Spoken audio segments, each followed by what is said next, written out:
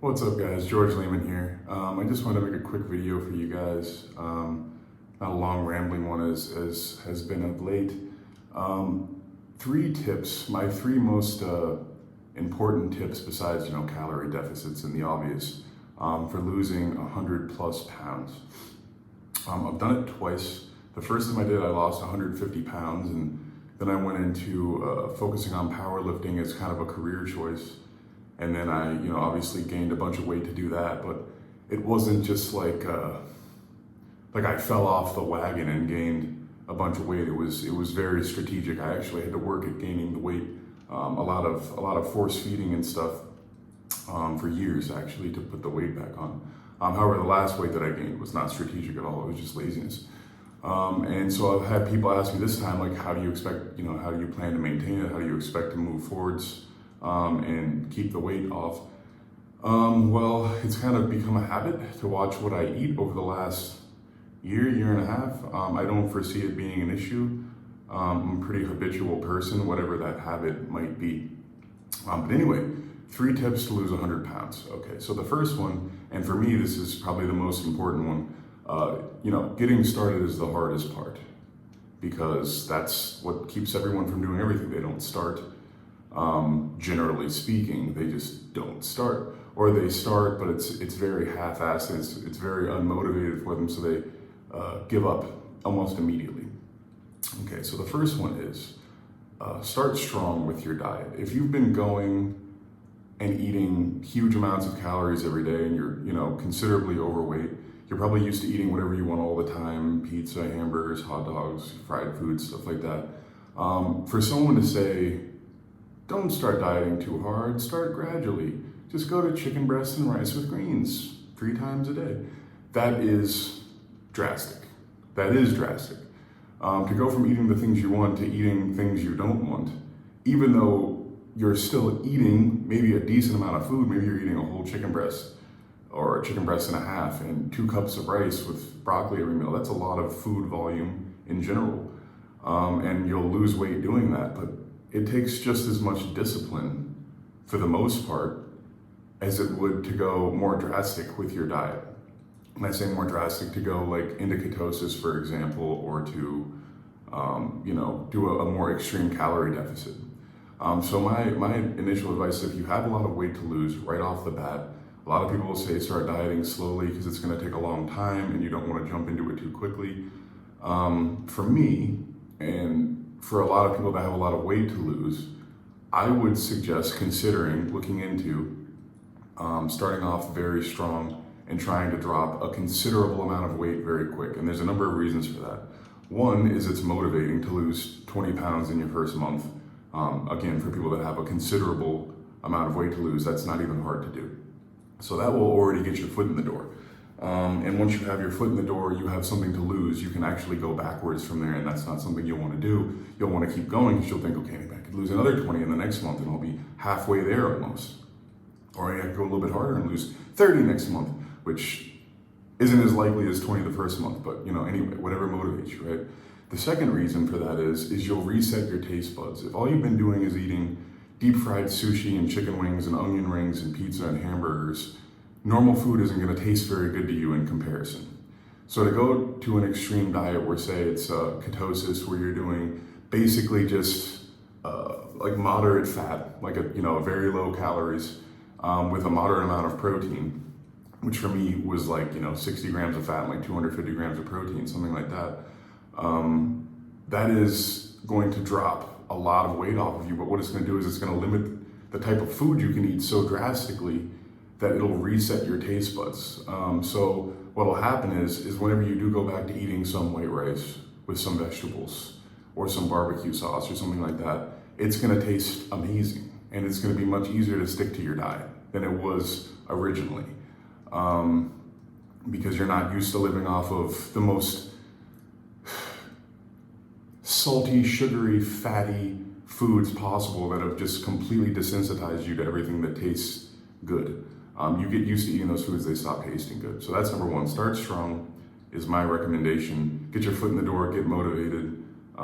Because if you're gonna start slowly, it's still gonna be hard, but you're gonna lose a lot less weight. It's gonna be a lot slower. It's gonna be a lot less motivating. And you can always increase your calories later and keep dieting anyway.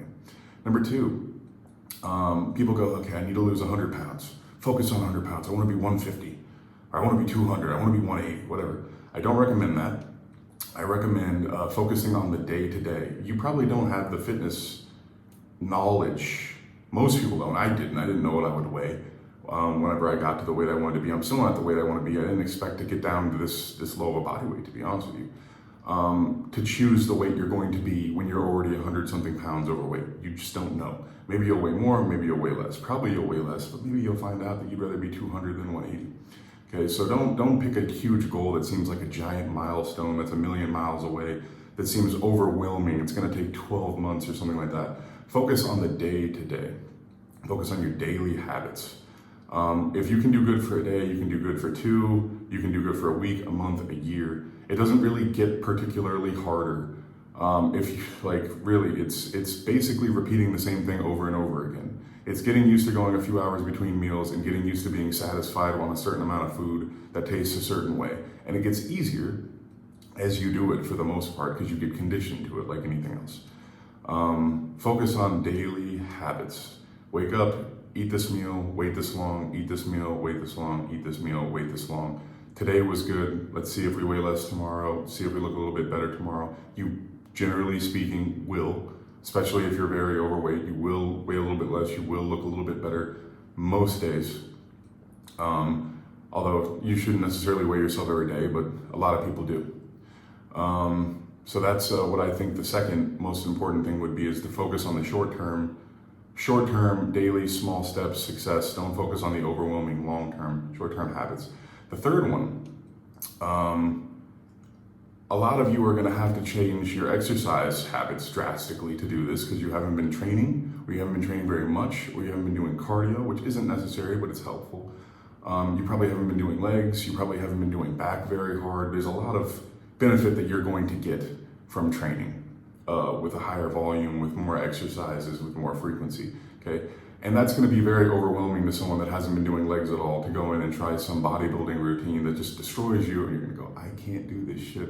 That was miserable, that was terrible. My whole body's fucked from doing this 6-day split this week. I'm not used to it, etc. I tried running for 45 minutes because I hear that's normal. It just floored me. I could only run 5 minutes at a time and walk, and it was the hardest thing I've ever done. Now it's miserable.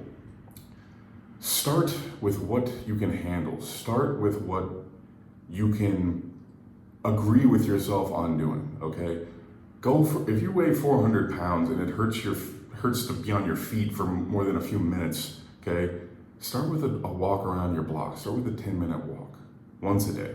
Okay, you could do it every other day for all I care. It doesn't really matter. Anything that you can agree with yourself on, that's something that you can do, that you believe you can do that, because you can always take an additional step. You can always go, okay, I've been doing it every other week. I've been doing 10 minutes, or every other day. I've been doing 10 minutes. Let's try it every day. Let's try 12 minutes. Let's do a block and a half. Let's do a slightly larger block, okay? So start with the small things that you can change for exercise. Go, okay, I'm gonna start training legs 1 day a week. I'm just gonna do squats. That's all I'm gonna do. And I'm just gonna work up to 20 kilos on each side for 1 set of high reps, and I'm just gonna focus on form. Okay, 1 set of squats, 1 set of 20 with a very light weight, focusing on form. Fine, you're training legs. You've started training legs, and probably there's a decent chance that for a lot of you, that would be a large improvement, and that actually would start to get you results because you haven't been doing anything at all. So just learning the technique and doing even your body weight, even not even 20 kilos on each side, even not even 135 pounds. So start with the smallest things you can do. One great example is, I tell people that don't exercise and are looking to lose weight, I've got friends and stuff, go to the gym, and if you want, just turn around and leave. Just go, walk inside, turn around and leave. But if you're gonna go in, do at least 1 set of 1 exercise. And if you wanna leave, leave.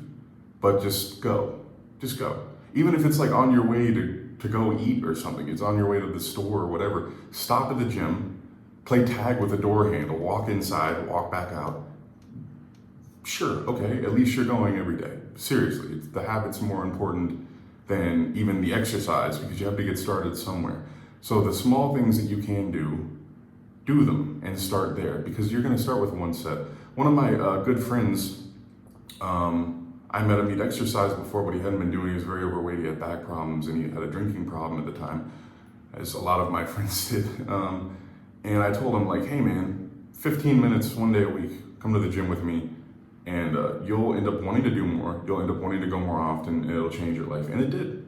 It did. And he ended up getting, going from benching 10 kilos on either side of a hammer strength machine to benching 110 kilos on a bar for like 10 or 15 or something.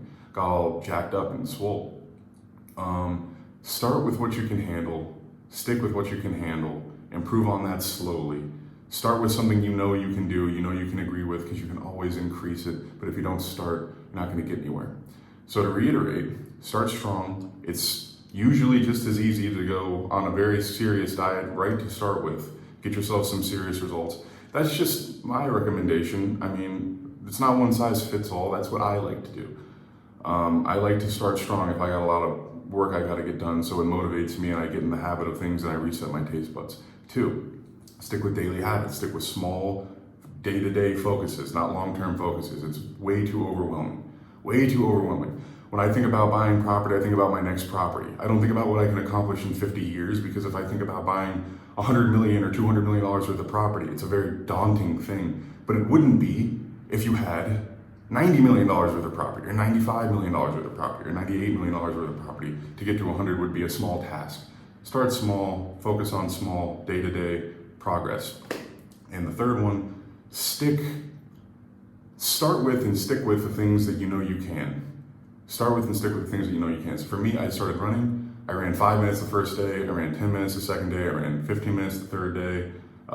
This morning, I ran 17 minutes. Could have run 2 miles pretty easily. I stopped to save room for progress, because I don't want to not see progress every day for at least long enough that I become the type of person that's already a runner. I started doing some heavy bag work to help burn off calories. I go in, I don't know, maybe I throw a few hundred punches at a bag. 10 minutes with some, breathing breaks in between, a minute here and there, 30 seconds here and there.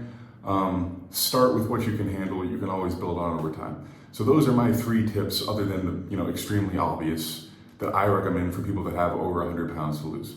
And if you're interested in working with me on losing a large amount of weight, send me a message, musclemasochist@gmail.com. I'm taking on clients. There's a discount, and 6-month and year packages are basically 50% off at the moment for the new year. As always, guys, don't forget to like, share, and subscribe. Check out musclemasochist.com for coaching, products, and stuff like that. And stay tuned for more videos.